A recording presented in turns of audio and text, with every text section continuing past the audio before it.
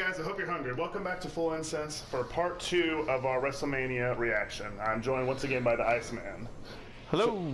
So before we get into it, we had some technical difficulties. This is going to be our second time recording this half of the, I guess, part 1 of part 2 of our reaction video. The first couple of matches we talked about, the recording messed up.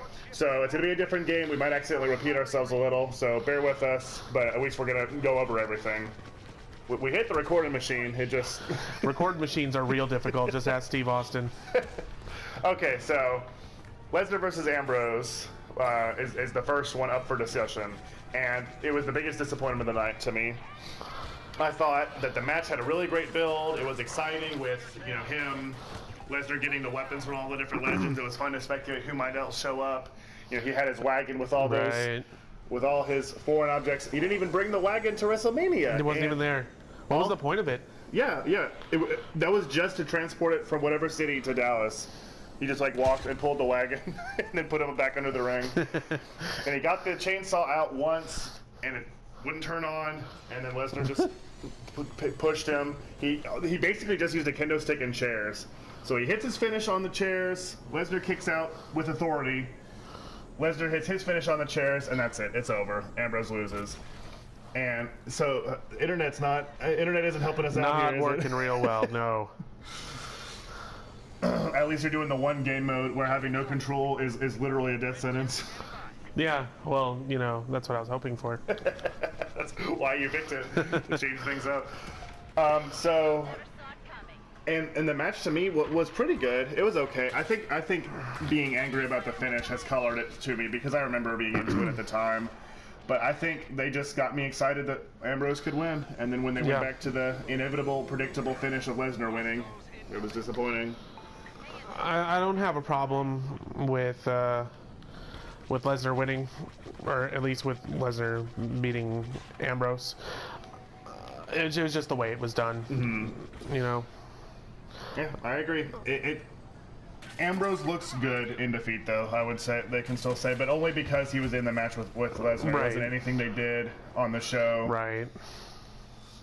Okay, so moving right along, we had, in my opinion, the easy pick for match of the night, the Women's Championship match. Oh, absolutely. And how great. I'm so happy that they lived up to it, too. There's a lot of pressure on them, for sure. One thing I really noticed in this match was the commentators commentated it just like they should, and just like a match with the male superstars is. Right. They talked about the match. They talked about the moments and the spots. It wasn't just talking about nonsense. Talking about total divas. Talking about other matches to come or whatever.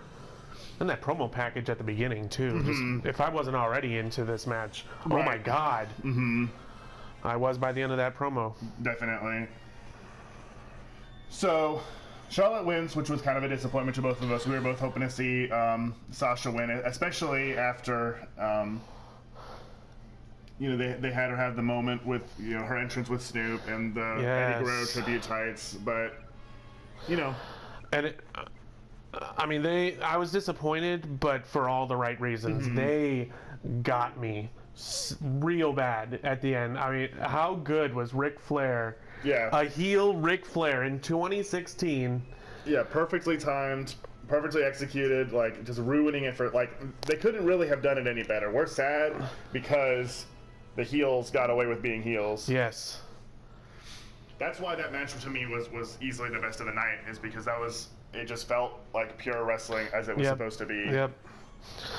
And I wanna give credit to Becky Lynch also.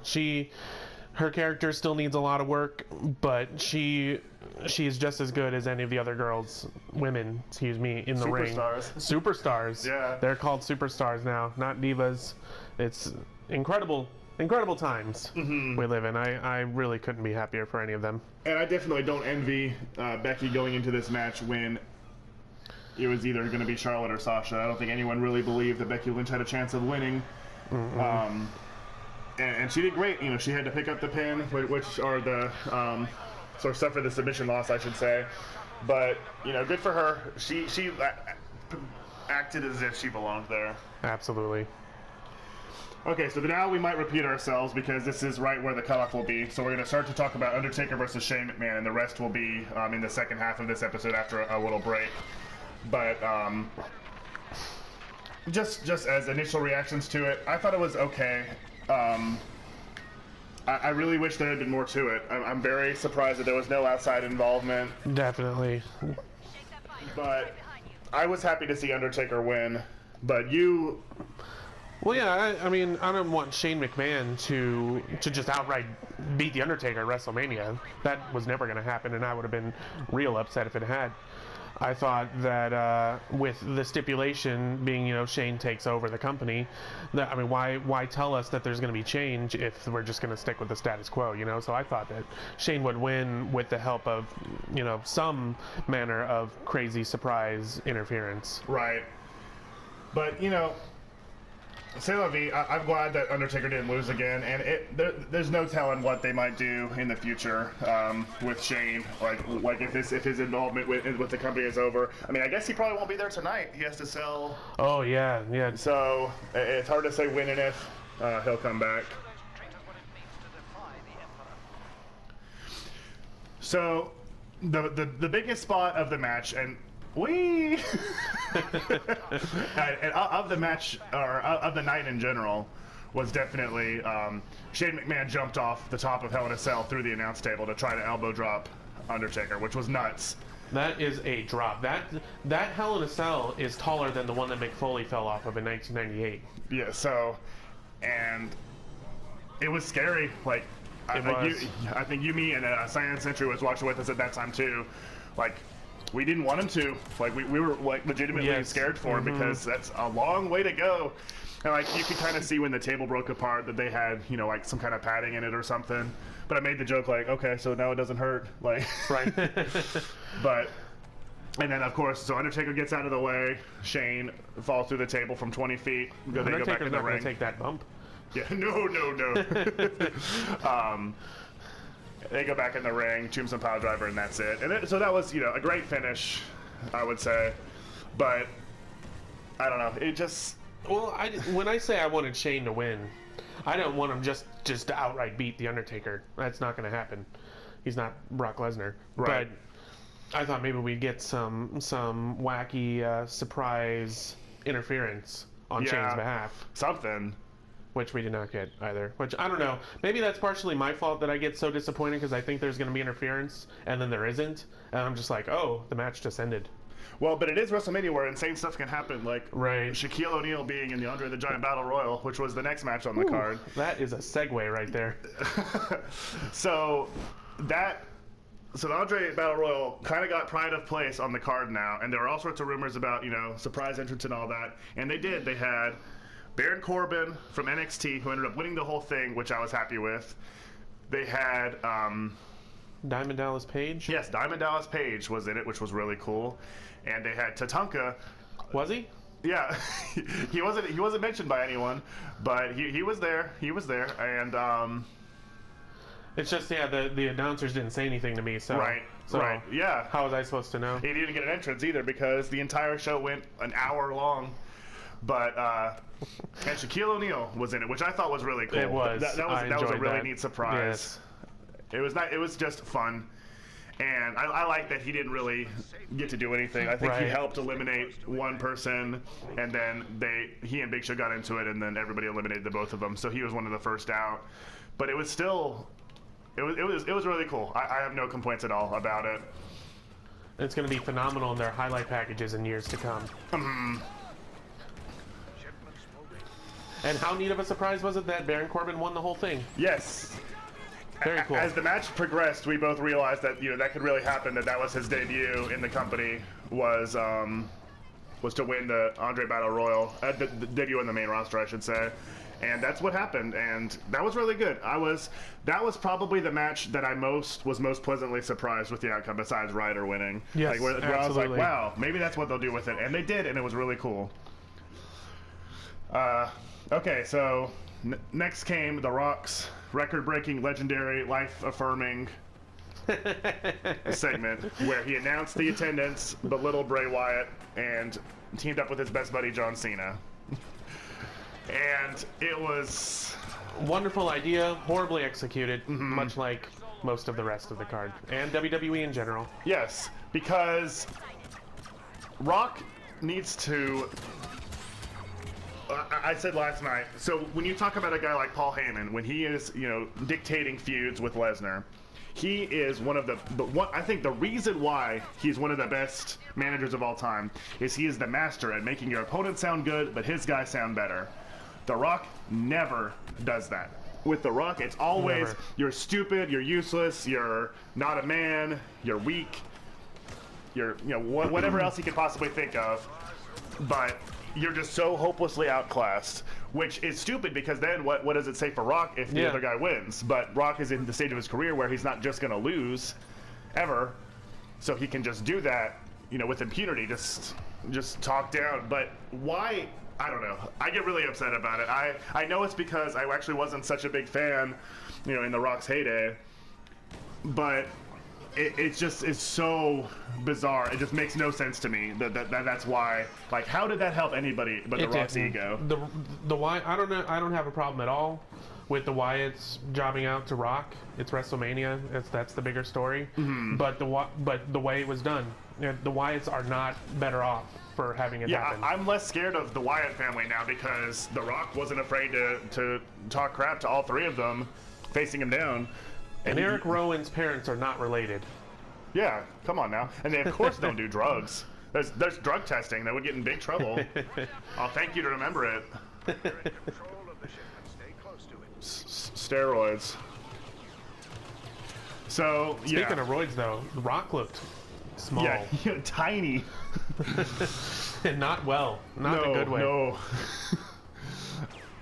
So, yeah, I wasn't happy. I mean, yeah, him actually having the little match against Eric Rowan, setting the new shortest match record, I thought that was, whatever. That was fine. No problem with it, I guess. But the whole segment was just... I'm glad that Bray Wyatt got something of significance to do at WrestleMania. And if they had handled it better, like, why couldn't they have just beaten The Rock up? Like, that would have been really, really cool. Or even, like, I don't know. Maybe because there would have needed to be a payoff. Yeah. And Rock's not going to wrestle. Right. And again, I don't know what they could have done. I have no ideas, but... It's not our job to think of the ideas. Yeah. It's our job to complain about it on the internet. Job out to The Rock. That's fine. That's a good place to be. But just do it in a better way. So, speaking of... I don't even know. Triple H lost to Roman Reigns, as we've seen coming for years, so... Not for years, for months. So, Roman Reigns has ascended to the top of the WWE, as has been prophesied. To unanimous boos. Yes, to angry... The whole arena the hated entire match. Boo every single time he got off, and the only time he cheered is when he accidentally speared Stephanie McMahon. That was the only time he got cheers the entire night. Kudos to Stephanie. That was a hard spear. Yeah, that looked really, really good. She's gonna feel that for a while. That was easily the best spot of their match, which I thought was also a part of it was because I and everyone else was exhausted from 6 hours of wrestling as the show stretched closer to midnight. But the match was not memorable. Didn't have any really cool moments. Was very pretty. It was just. Roman Reigns did the Roman Reigns offense, Triple H did the Triple H offense, and then Roman Reigns won with a spear. Like, yeah. I mean, it could not have been a more by-the-book match to end WrestleMania, and that's not how WrestleMania should be. No interference, no surprises, not even, like, pulling out a crazy move. Like, right. Something. So... That's the card. So WrestleMania as a whole, I was really disappointed. I don't think it will go down as a very beloved Mania, whether not for the finishes, not for the matches. I think that they let a good opportunity go to waste because a lot of the setup was there. It had the capability to be much more than it was. I don't know. What are your closing thoughts on WrestleMania 32? I'm gonna take a page out of Bret the Hitman Hart's book and say I would not put it in my top 500 favorite WrestleManias. called WrestleMania 32. I knew that was gonna happen. You didn't need to use the scatter gun. You could have just come up and punched me.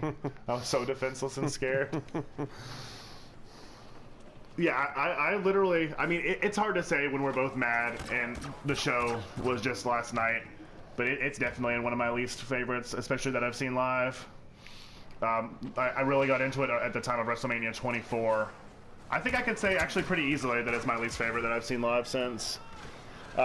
27, the one in Atlanta, was kind of disappointing too, and a lot of them have been, you know, unmemorable for one reason or another. But this one really feels like they phoned it in a big way, and that should never be how you feel about, you know, the most important show of the year, the climax of the year of wrestling. But I don't know.